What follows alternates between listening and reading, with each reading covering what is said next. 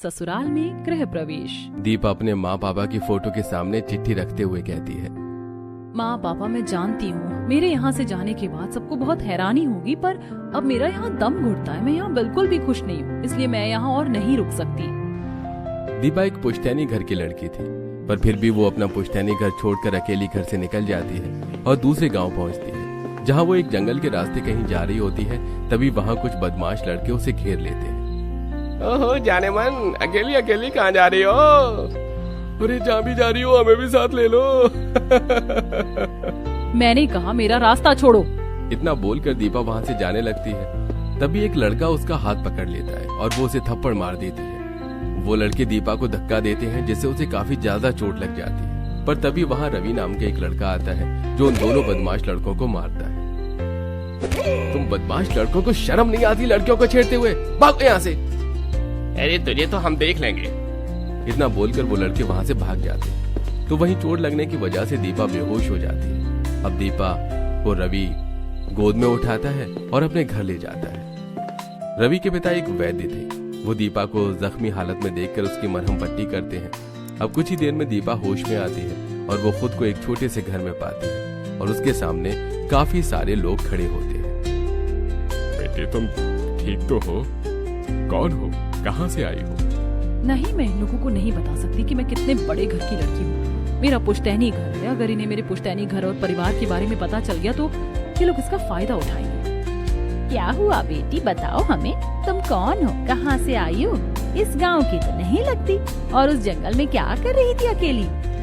वो मैं दरअसल अनाथ हूँ। 18 साल की हो गई हूँ, इसलिए अनाथ आश्रम छोड़ दिया और खुद के रहने का ठिकाना ढूंढ रही थी। कैसे भटकते भटकते उस जंगल में चली गई, मुझे खुद को भी समझ नहीं आ रहा। दीपा की ये बात सुनकर आशा की बहू कविता को अपनी पड़ोसन की बात याद आती है। और ये कविता बहन, मैंने तुम्हें कितनी बार बोला है मेरा एक घर खाली पड़ा, अगर कोई किराएदार हो तो बता दो, ताकि मैं उस घर को किराए पर चढ़ा दूं। अगर तुम्हें घर चाहिए तो पास में ही हमारा एक घर खाली है। माँ जी याद है ना आपको, हमारी पड़ोसन बार बार हमें किराएदार के लिए कहती रहती है। तुम कहो तो मैं अभी उनसे बात कर लेती हूँ। रात काफी ज्यादा हो चुकी थी, इसलिए कविता अपनी पड़ोसन को फोन करती है और दीपा के रहने के लिए किराए पर उसका घर मांगती है। ये लो तुम्हारा एक काम मैंने कर दिया, अब कल सुबह ही तुम जाकर अपने नए घर में रह सकती हो। भाभी देखो ना, इन्हें कितनी चोट लगी है, इन्हें भूख भी लगी होगी, खाना बन चुका है, इन्हें खाना दे देते हैं। रवि और उसका पूरा परिवार दीपा को काफी परवाह करता है। कुछ देर में पूरा परिवार उसे कमरे में छोड़कर अकेला चले जाते हैं और दीपा जमीन पर सोने की कोशिश करती है और जमीन पर लगा बिस्तर देखकर उसे अपने पुश्तैनी घर की याद आती है। ये है मेरी प्यारी राजकुमारी बेटी का कमरा। तुम्हें ऐसे मोटे और मखमली गद्दे पसंद है ना? मैंने तुम्हारे कमरे में वैसा ही गद्दा लगाया है, अब आराम से सोना। पापा आप मेरी छोटी से छोटी जरूरत का कितने अच्छे से ख्याल रखते हैं। अपनी पुश्तैनी घर को और अपने पिता को याद करके दीपा की आंखों में आंसू आ जाते हैं और वो खुद से कहती है, जब पापा थे तो मुझे किसी भी चीज की कमी नहीं थी। मैं अपने पुश्तैनी घर में अपने कमरे में बेड पर मखमली बिस्तर पर सोती थी, और आज मेरी कैसी किस्मत हो गई है जो मुझे ऐसे अनजान घर में नीचे जमीन पर सोना पड़ रहा है। दुखी दीपा काफी देर तक सोने की कोशिश करती है। कुछ देर में अब कविता और रवि हाथों में खाना और कपड़े लेकर आते हैं, साथ ही काजल मटके में पानी लेकर आती है। आपको चोट लगी है, रात में आपको अगर प्यास लगी तो आप खुद उठकर पानी नहीं ले पाओगे, इसलिए मैं पानी का मटका आपके पास कमरे में ही ले आई।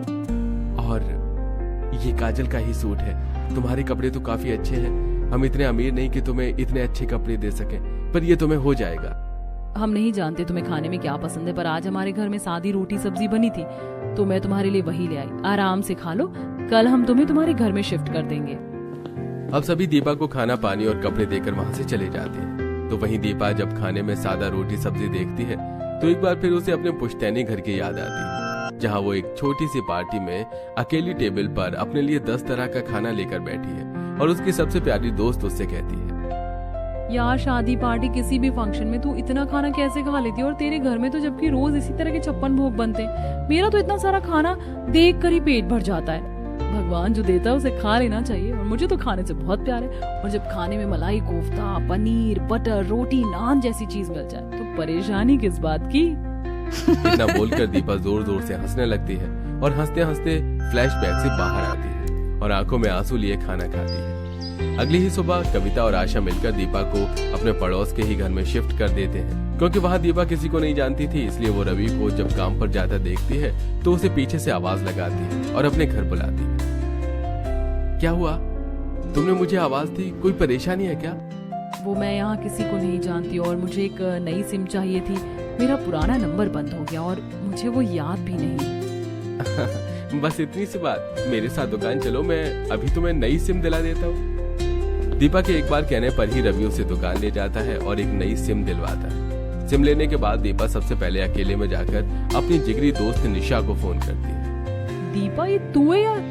तू कहाँ चली गई? तुझे पता है तेरे घर वाले तुझे लेकर कितना परेशान है, वो कहाँ नहीं ढूंढ रहे तुझे। निशा, तू ऐसी बात कह रही है? तू तो मेरी दोस्त है, तू तो जानती है ना मैं वहाँ बिल्कुल भी खुश नहीं थी। मेरा वहाँ दम घुट रहा था, इसलिए मुझे इतना बड़ा कदम उठाना पड़ा। तू मेरी सबसे अच्छी दोस्त है, इसलिए मैंने तुझे फोन किया। तू वादा कर मुझसे, तू मेरे बारे में किसी को नहीं बताएगी। और मैं यहाँ चंपापुर गांव में हूँ, अब मुझे एक नई शुरुआत करनी है और अब मैं उस घर कभी नहीं जाऊंगी। ठीक है, मैं किसी को नहीं बताऊंगी। क्योंकि निशा दीपा की सबसे अच्छी दोस्त थी, इसलिए वो उससे वादा करती है कि वो दीपा के बारे में किसी को नहीं बताएगी। समय यूं ही बीतता है और दीपा को जब भी जरूरत पड़ती है तो वो रवि और उसके परिवार को ही याद करती है। ऐसे ही एक दिन दीपा से मिलने कविता अपनी सास और नंद के साथ आती है, जहाँ वो लोग देखते हैं कि दीपा बाहर से खाना मंगवा कर खा रही है। अरे बेटा, तुम आज भी बाहर से खाना मंगवा कर खा रही हो? अब ऐसे रोज रोज बाहर का खाना मत खाया करो, तबीयत खराब हो जाएगी। अगर राशन नहीं है तो हमें बताओ, मैं भैया से कह दूंगी, वो शाम को आपके घर में राशन भरवा देंगे। आप सब बहुत अच्छे हैं, पर आप सब जैसा सोच रहे हैं वैसा कुछ नहीं है। वो दरअसल मुझे खाना बनाना नहीं आता, बस इसलिए बाहर से मंगवा कर खाना पड़ता है। क्या तुम्हें खाना बनाना नहीं आता? और तुमने हमें बताया नहीं, तभी मैं बोलूँ इतने दिनों से तुम बाहर का खाना क्यों खा रही हो? यहाँ तुम्हें रहते हुए 15 दिन हो चुके हैं, कम से कम हमें बता तो देती। अच्छा चलो ठीक है, अब से तुम बाहर का खाना नहीं मंगवाओगी, तुम अकेली ही तो हो, हम ही बना देंगे तुम्हारा खाना। जब कविता को ये पता चलता है कि दीपा को खाना बनाना नहीं आता तो वो उसके घर खाना भिजवाने की बात करती है और ये देख दीपा को काफी अच्छा लगता है। अब जैसे ही शाम होती है कविता रवि के साथ दीपा के लिए खाना बना कर लाती है। मैंने कहा था ना तुमसे, अब तुम्हें बाहर का खाना खाने की जरूरत नहीं। देखा, मैं तुम्हारे लिए खाना लेकर आ गई हूँ। दीपा, अगर तुम्हें किसी भी चीज की जरूरत पड़ती है तो तुम बेझिझक हमें बोला करो। आप सब मेरे लिए इतना सब कर रहे हैं, वो क्या काम है जो मैं आप लोगों को और परेशान ना करूं? इसमें परेशानी कैसी? आखिर तुम भी तो हमारी अपनी हो। इतना बोलकर कविता रवि के साथ वहाँ से चली जाती है। देखते ही देखते कुछ महीने बीत जाते हैं और जब भी दीपा को किसी भी चीज की जरूरत पड़ती रवि और उसका पूरा परिवार उसकी मदद करता, जिस वजह से रवि और दीपा एक दूसरे को पसंद करने लगते हैं। और जब इस बारे में आशा और उसके परिवार को पता चलता है तो वो लोग रवि से कहते हैं, दीपा बहुत अच्छी लड़की है। अगर मुझे पता होता कि मेरा बेटा उसे पसंद करता है तो मैं खुद दीपा के पास जाता, हमारे रवि का रिश्ता लेकर। पापा, तो फिर अभी कौन सी देरी हुई है? दीपा अकेली है, वो बेचारी अकेली काम करती है और घर का किराया भरती है, उसे भी परिवार की जरूरत है। पर हमें एक बार दीपा से बात करनी चाहिए। आप लोगों को मुझसे बात करने की कोई जरूरत नहीं है, क्योंकि मैं भी रवि को बहुत पसंद करती हूँ, बस कभी बोल नहीं पाई। ये लो जी, जब मियाँ बीबी राजी तो क्या करेगा काजी। अब क्या था, बिना कोई समय गवाए रवि का परिवार दीपा और रवि की शादी करवा देते हैं और शादी के बाद पूरा परिवार मिलकर दीपा का गृह प्रवेश की प्लानिंग करते हैं। कुछ ही देर में जब रवि और दीपा गृह प्रवेश के लिए दरवाजे पर खड़े होते हैं तो वो देखते हैं कि पूरा घर सजा है, स्वागत के लिए फूल बिछे हुए हैं। बहू, हम ज्यादा अमीर नहीं, इसलिए तेरे गृह प्रवेश के लिए ज्यादा कुछ कर नहीं पा रहे हैं, पर हमसे जितना बन पड़ रहा है हमने पूरी कोशिश करी कि तेरा गृह प्रवेश अच्छा हो।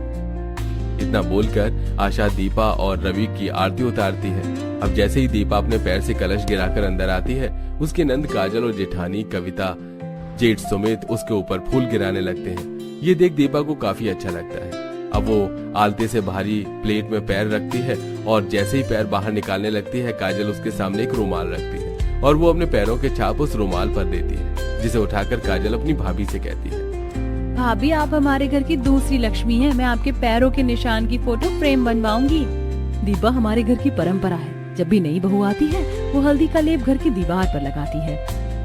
हाँ बहू, ये हमारे घर की काफी पुरानी परंपरा है। कविता के कहने पर दीपा हल्दी वाले थाल में हाथ डालती है और घर की दीवार पर हाथों के निशान देती है और पूरा घर देखती है, जो कि फूलों से सजा होता है। ये सब देखकर दीपा इमोशनल हो जाती है और उसे एक बार फिर अपने पुश्तैनी घर की याद आती है, जब वो पहली बार अपने पिता के साथ अपनी पढ़ाई पूरी करके अपने पुश्तैनी घर में आई होती है। पापा ये सब क्या है? आपने इतने सारे नौकर मेरे लिए रखे और आपके कहने पर ही ये लोग मुझ पर फूल बरसा रहे हैं ना। और पापा आपको ये सब करने की क्या जरूरत थी? कैसे जरूरत नहीं थी? आखिर इतने सालों बाद मेरी बेटी मेरे साथ मेरे इस पुश्तैनी महल जैसे घर में रहने के लिए आई है और मैं अपनी प्यारी इकलौती बेटी के लिए इतना भी न करूं? अगर बेटी से बातें हो गई हो तो अब बेटी को पुश्तैनी महल यानी कि हमारा घर भी दिखा दो। चलो दीपा, मैं तुम्हें अपना पुश्तैनी घर दिखाती हूँ ताकि तुम्हें आगे कोई परेशानी ना हो। इतना बोलकर सुमित्रा दीपा को पुश्तैनी घर में ले जाती है और पुश्तैनी रसोई, सारे कमरे, ड्राइंग रूम, हॉल, सीढ़ियाँ, छत, स्टोर रूम सब एक एक करके घुमाती है। ये सब सोचते हुए दीपा की आंखों से आंसू आ जाते हैं और वो रवि उसके आंसू पोंछते हुए उससे कहता है, क्या हुआ? तुम रो क्यों रही हो? तुम्हें अपना गृह प्रवेश पसंद नहीं आया? ऐसा बिल्कुल नहीं है। आप सबने मेरा गृह प्रवेश बहुत अच्छा करवाया, बस मुझे कुछ पुरानी बातें याद आ गई थी। पर अब मैं ठीक हूँ और बहुत खुश भी हूँ। इतना अच्छा ससुराल जो मिला है मुझे। इस तरह सभी घर वाले मिलकर काफी अच्छी तरीके से दीपा का गृह प्रवेश करवाते हैं और घर आए मेहमान भी काफी बातें करते हैं। मानना पड़ेगा आशा बहन, तुम अपनी बहू बेटी में कोई फर्क नहीं करती। वैसे कहाँ से मिली तुम्हें इतनी सुंदर और सुशील बहू? मेरी बहू तो चांद का टुकड़ा है, अंधेरे में चिराग लेकर ढूंढा है। ऐसे ही किसी को थोड़ी ना बताऊंगी। आखिर लाखों करोड़ों में एक जो है मेरी बहू। घर आए मेहमानों के सामने अपनी सास को अपनी तारीफ करता देख दीपा को एक बार फिर अपने पुश्तैनी मायके की याद आती, जहाँ उसकी माँ के मरने के बाद बचपन में ही उसकी दादी ने उसे पढ़ाई करने के लिए शहर भेज दिया, क्योंकि उसकी माँ उसके पिता की दूसरी बीवी थी। और इस बारे में जब सुमित्रा को पता चला तो उसने दीपा को नाजायज बेटी का नाम दे दिया। शहर से पढ़ाई पूरी करके जब दीपा अपने पुश्तैनी घर आती है तो वहाँ भी सुमित्रा अपनी इज्जत बचाने के लिए न सिर्फ अपने मेहमान रिश्तेदार से बल्कि पड़ोसियों से भी झूठ बोलती है। सुमित्रा काकी, तुम्हारे घर में वो सुंदर सी जो लड़की आई वो कौन है? मैंने एक दिन उस लड़की को सुरेश भाई साहब को पापा कहते हुए सुना। सुरेश भाई साहब के तो सिर्फ 2 ही बेटे हैं। पापा के 2 बेटे नहीं बल्कि एक। अरे बहू, तू तो जानती है मेरे सुरेश का नेचर। वो किसी भी इंसान के साथ गलत होते हुए नहीं देख पाता। ये मेरी बहू की बहन की बेटी है। दरअसल इसका बाप एक नंबर का नशेड़ी है और माँ अकेले इसे पाल नहीं पाई, तो उसने मेरे बेटे से मदद मांगी और मेरे बेटे ने इसे अपना नाम दे दिया। बस इसीलिए ये मेरे बेटे को पापा बोलती है। अच्छा ये बात है। वैसे सुरेश भाई साहब का दिल बहुत बड़ा है। सुमित्रा का झूठ सुनकर दीपा को बहुत बुरा लगता है और वो घर में जाकर सुमित्रा से इस बारे में सवाल करती है। आप मेरी पहचान सबसे छुपा क्यों रही हैं? क्योंकि तू मेरी बेटी नहीं है। सुन लिया सच, तेरी माँ मेरे बेटे की दूसरी बीवी है और एक बीवी के रहते हुए दूसरी बीवी नहीं होती, समझी? वो तो तेरी माँ मर गई, इसलिए अपने बेटे के कहने पर हमने तुझे शहर भेजा, इस घर से दूर रखा। पर देख, बड़ी होकर तू यहाँ आ ही गई। पर एक बात कान खोल कर सुन ले, इस घर के सिर्फ 2 ही वारिस हैं, राजा और नकुल। तेरा यहाँ कोई काम नहीं। पुश्तैनी घर की बेटी होने के बाद भी जब दीपा की पहचान छुपाई जाती है तो उसे काफी बुरा लगता है। तो वहीं उसके सौतेले भाई भी हमेशा उसे परेशान करने में लगे रहते। ऐसे ही एक दिन जब दीपा खाना खा रही होती है तो वो लोग उसका खाना छीन लेते हैं और उससे कहते हैं, मैं बहुत थक गया हूँ, मेरा पैर दबा। कल मुझे इंटरव्यू देने के लिए जाना है, मेरे कपड़े धोकर इस्त्री कर दे। मैं तुम्हारी नौकर नहीं, मैं तुम्हारा कोई काम नहीं करूंगी। क्या तू मेरे बेटे का काम नहीं करेगी? रुक, मैं अभी माँ जी को बुलाती हूँ। माँ जी, देखिए इस लड़की की हिम्मत कितनी ज्यादा बढ़ गई है। ये मेरे बेटे को मना कर रही है। क्यों नहीं करेगी? वो तेरे बड़े भाई हैं, कल को तेरे पिता के जाने के बाद यही तेरी देखभाल करेंगे। भूल गई क्या? तेरे पिताजी को कैंसर है, वो कैंसर के लास्ट स्टेज पर हैं, बस कुछ ही दिनों के मेहमान हैं वो। सुमित्रा की बात सुनकर दीपा रोती हुई नकुल के कपड़े लेकर जाती है और सारे कपड़े साफ कर उन्हें इस्त्री करती है और बाद में राजा का पैर दबाती है।